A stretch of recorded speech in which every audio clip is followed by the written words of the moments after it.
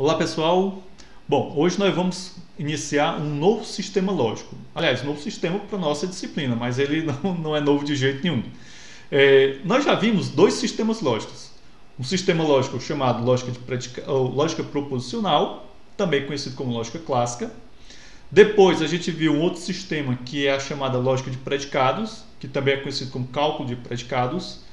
E agora nós vamos conhecer um outro sistema chamado lógica modal ou lógica modal alética. O conteúdo desse vídeo e de um segundo vídeo que eu deverei gravar, que eu vou gravar sobre esse assunto, foi feito a partir da leitura do capítulo do livro do professor Desidério Mucho. Esse livro aqui, Lógica Elementar, é um livro interessante para quem está começando a estudar lógica.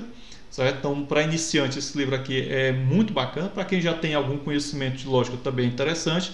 A linguagem do professor Desidério é muito boa. O livro tem vários exercícios, tem o modo como ele explica também é bem didático, né? E ele atualmente está sendo vendido no Brasil também. O professor Desidério ele é português, mas aqui e acolá ele vem ao Brasil. Acho que, se eu não me engano, ele dá aula na Universidade Federal de Ouro Preto, né, como professor visitante. E tem um trabalho muito interessante. Vale a pena segui-lo também no Facebook e acompanhar o que o professor Desidério escreve, tá certo? Bem, de acordo com o livro do professor Desidério, certo? Ele diz aqui o seguinte, ó: mantendo a lógica clássica intacta e acrescentando apenas operadores de necessidade e possibilidade, obtém-se a lógica modal alética, alética da palavra grega aletheia, que quer dizer verdade. Uma vez que a necessidade, a possibilidade e a contingência são conceitos de importância capital em filosofia, esta lógica tornou-se cada vez mais parte fundamental das competências filosóficas elementares. Bem, vocês devem ter percebido aí pelo texto do professor Desidério que esse livro dele é muito mais voltado para estudantes de filosofia do que estudantes de ciência da computação, que é o nosso público primordial aqui desses vídeos, né? Os meus alunos do curso de ciência da computação. Bem, mas por que eu estou trazendo um livro de filosofia para a gente falar de lógica numa disciplina de lógica da ciência da computação? Olha, eu acredito que é importantíssimo para o estudante conhecer os fundamentos, certo? Então, a partir do momento que você se inteira dos fundamentos de uma determinada área do conhecimento, você terá muito mais facilidade de compreender os conceitos mais complexos. Porque você fez uma boa base, você está conhecendo bem os fundamentos. E esse capítulo aqui do livro do professor Desidério, quando eu li, eu percebi que eu poderia tranquilamente trazer para vocês aqui da ciência da computação esses conceitos. E caso vocês tenham interesse em se aprofundar no estudo da lógica modal, né, a base você já tem, já vai ter, né, que essa base de uma substância mais filosófica. E é importantíssimo para você compreender esses fundamentos dessa área do saber. Beleza? Bom, então vamos aqui passar para a nossa lousa digital para a gente poder ver outros conceitos mais interessantes. Bem, o professor Desidério diz aqui no livro dele, né, o seguinte: diz que são conceitos modais aléticos porque dizem respeito a modos de verdade, diferentes maneiras de uma frase ser verdadeira. Então, aqui a gente já começa a expandir a nossa compreensão a respeito da verdade. Então, eu posso ter diferentes maneiras de uma frase ser verdadeira. A verdade é uma só, mas eu posso ter diferentes maneiras de ter uma frase verdadeira. Nesse caso aqui, nós vamos ter, de acordo com o nosso livro aqui, né, nossa lousinha, eu posso ter verdades que são contingentes e verdades que são... que é uma verdade contingente. Opa, deixa eu clicar aqui na canetinha. Ai, Jesus. Bom, tivemos aí um pequeno probleminha, né? Sem querer eu acabei minimizando aqui a tela da minha lousa digital, mas vamos voltar. Então, gente, de acordo com o que a gente viu aqui no livro, eu posso ter verdades que são contingentes e uma verdade que é necessária, certo? Vocês vão achar interessante quando a gente começar a aprofundar mais esses dois conceitos, para que a compreensão de verdade de vocês comece a se ampliar, certo? Bem, como ele diz aqui, ó, uma frase verdadeira ou é contingente, ou seja, do modo de contingência, ou necessariamente, isto é, no modo de necessidade. Repetindo, uma frase verdadeira ou é contingentemente, certo? No modo de contingência, ou necessariamente, no modo de necessidade. Ok? Então isso é que a gente pode ter esses dois modos de verdade, contingentemente ou necessariamente, certo? Nesses modos de verdade. Aí. Bom, continuando aqui.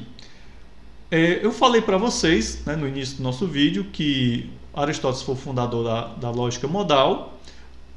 Na Idade Média nós tivemos grandes contribuições, importantes contribuições foram dadas a esse campo da lógica, mas foi no século XX que a lógica modal atingiu seus resultados mais substanciais, certo?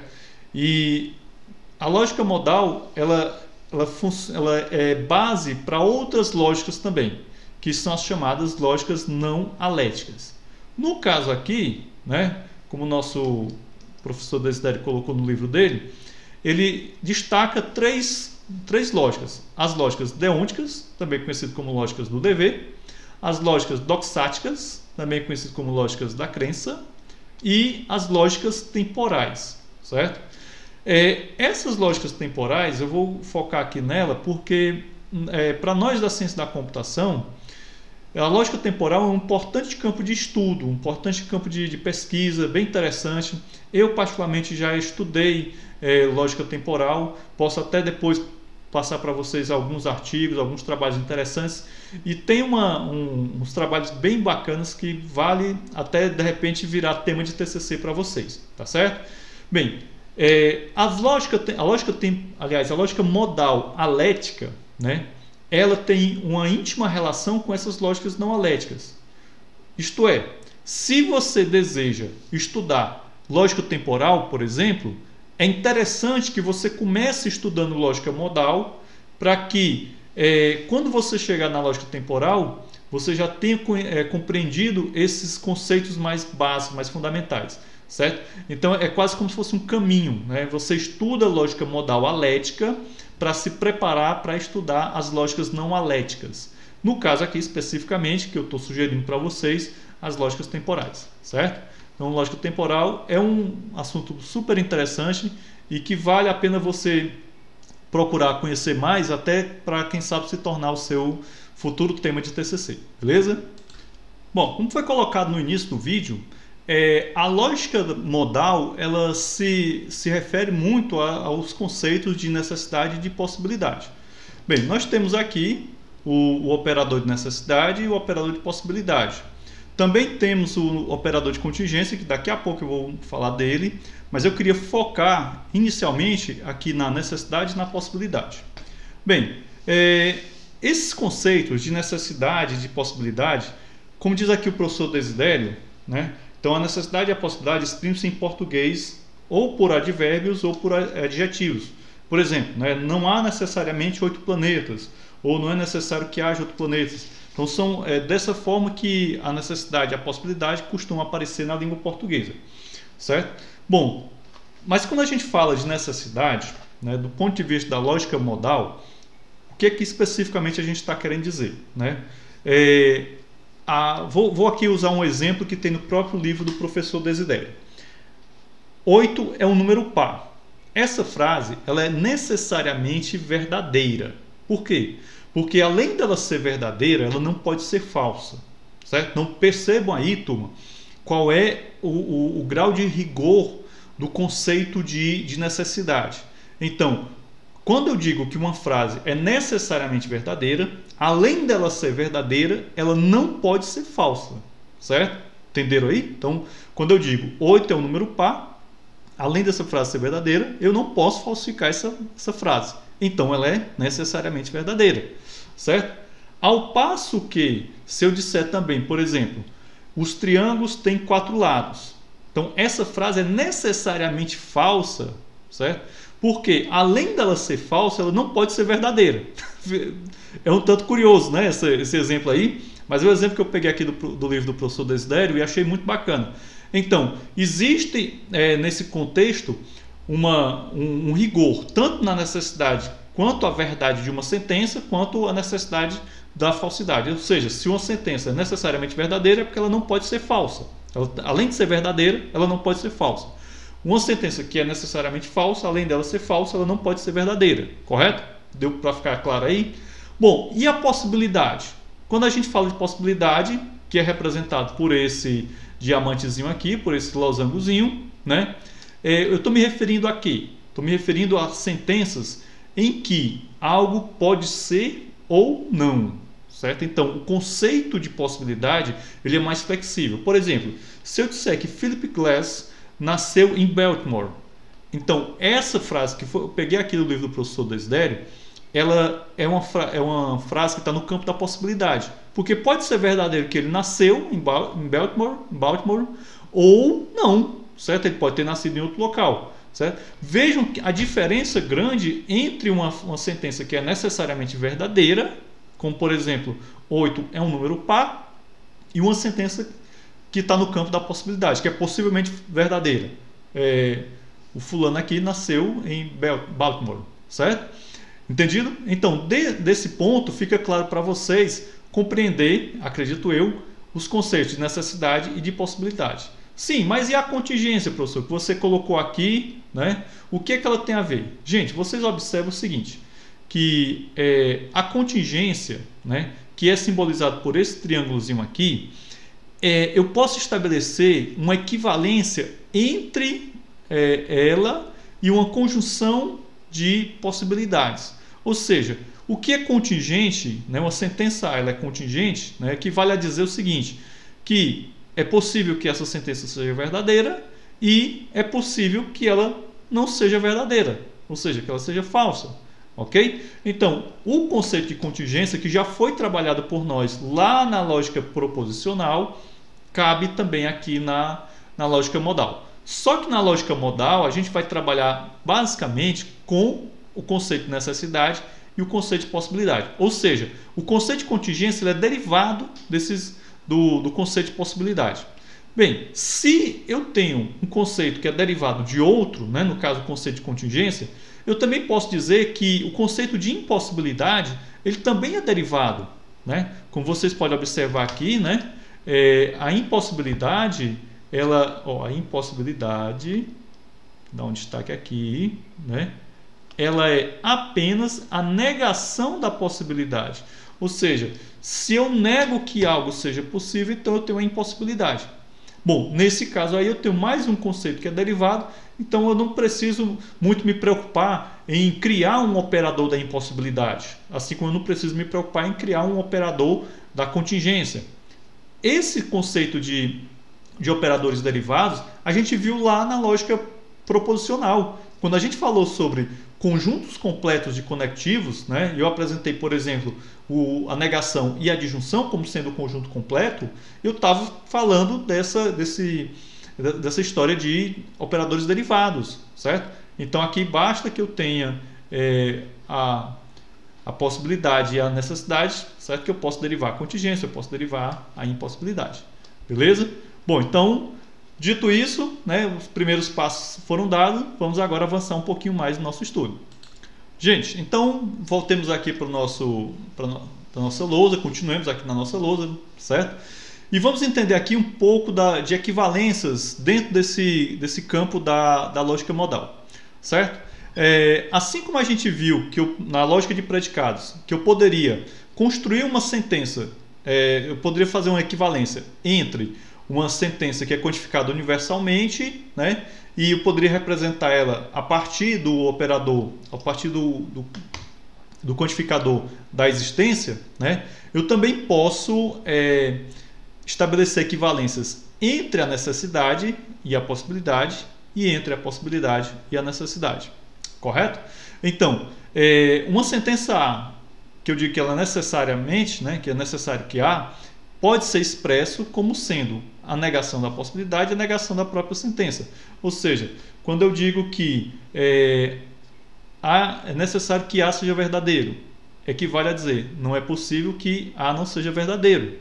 Da mesma forma, eu posso dizer que é possível que A seja verdadeiro, equivale a dizer, não é necessário que A não seja verdadeiro. Então vejam que as equivalências entre essas sentenças, certo?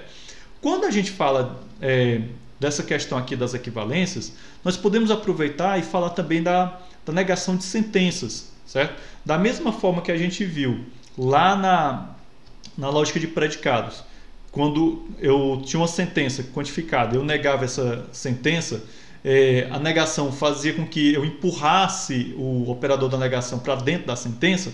Aqui a coisa funciona mais ou menos parecida, certo? Então a gente vai ver aqui como é que eu posso trabalhar a negação dessas sentenças.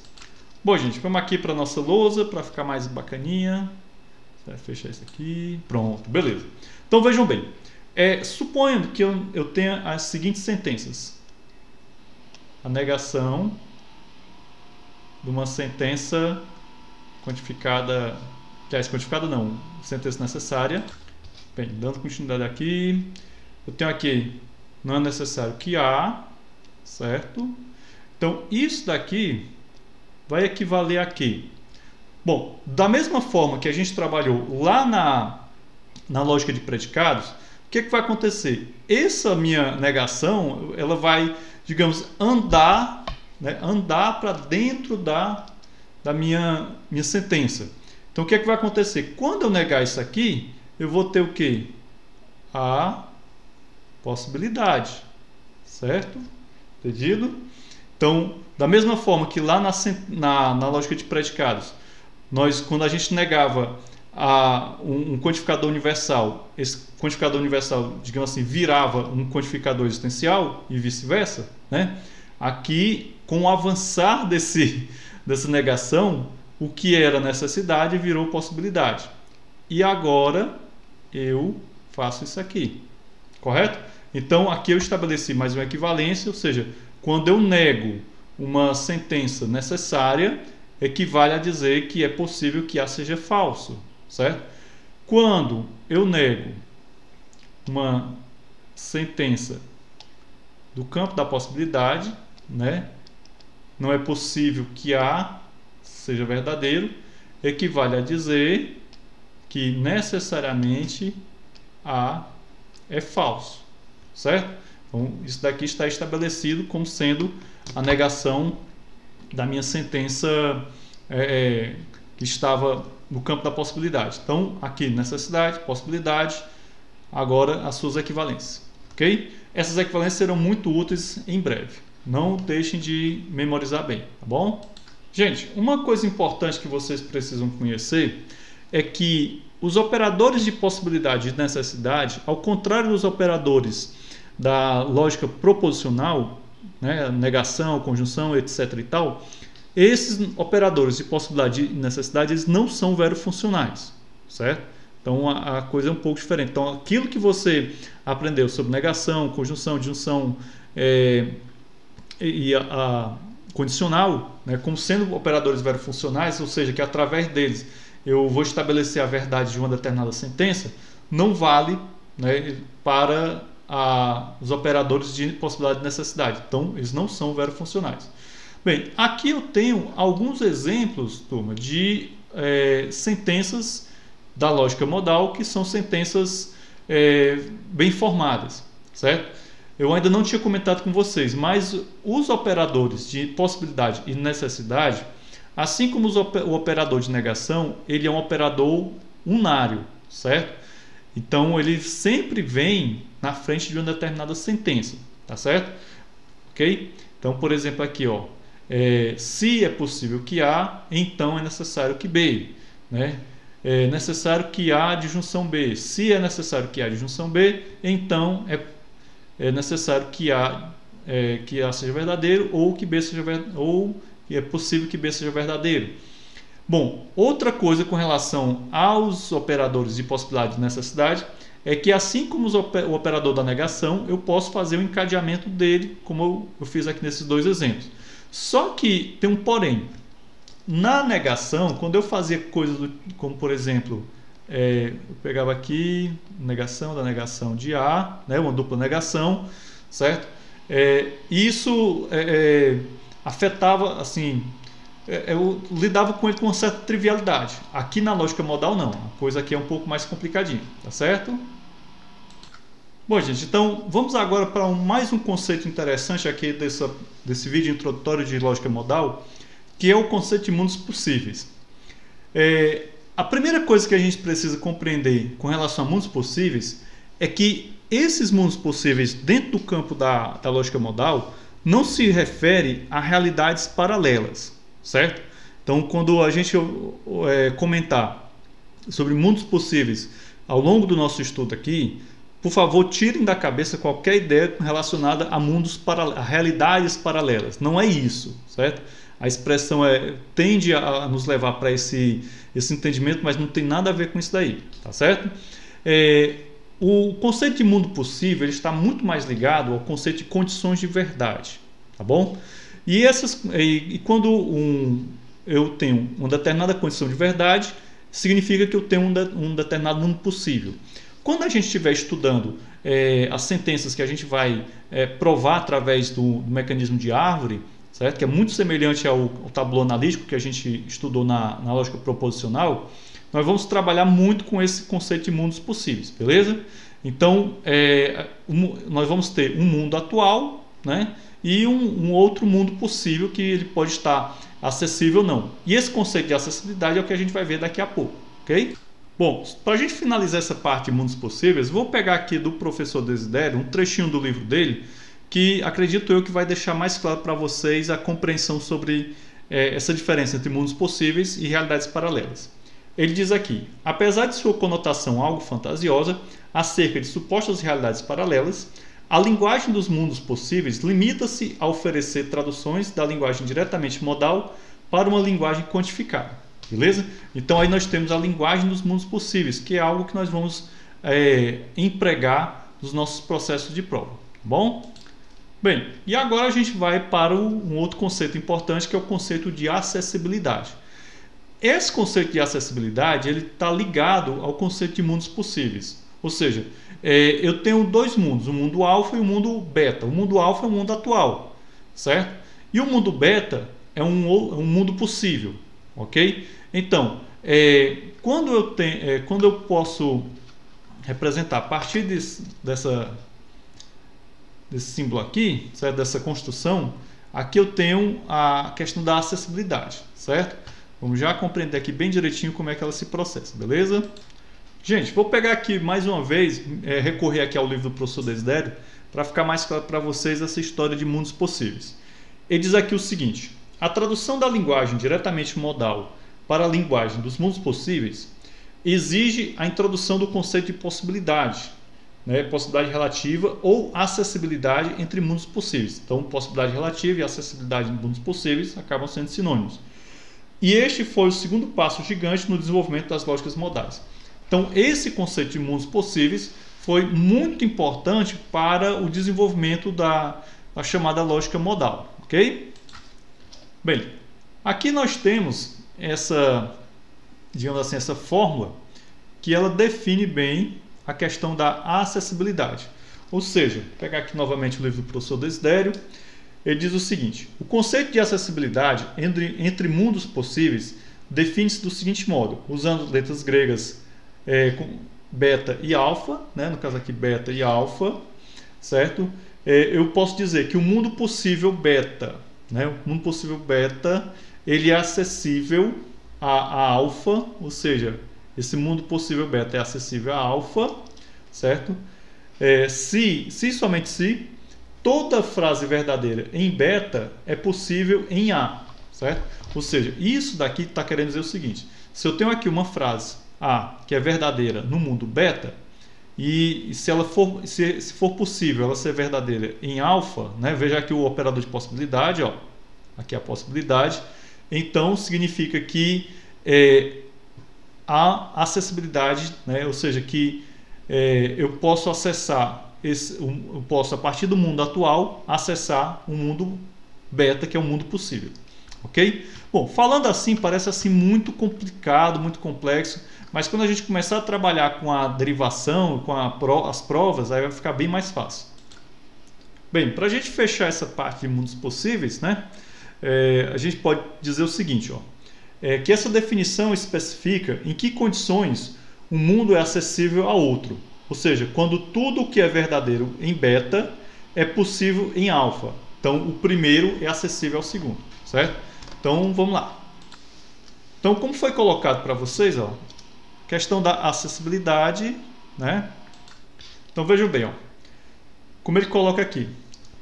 Eu tenho uma sentença A, certo? Essa sentença A, ela se refere a um mundo possível beta, ok?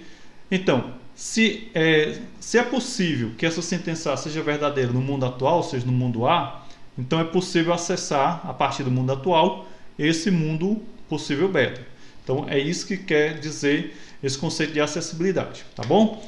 Como eu falei, quando a gente estiver trabalhando com as derivações, com as provas, vai ficar muito mais fácil compreender isso aqui. Eu sei que no primeiro momento é um negócio complicado da gente entender, e também no nosso momento síncrono eu poderei falar mais para vocês sobre isso, beleza?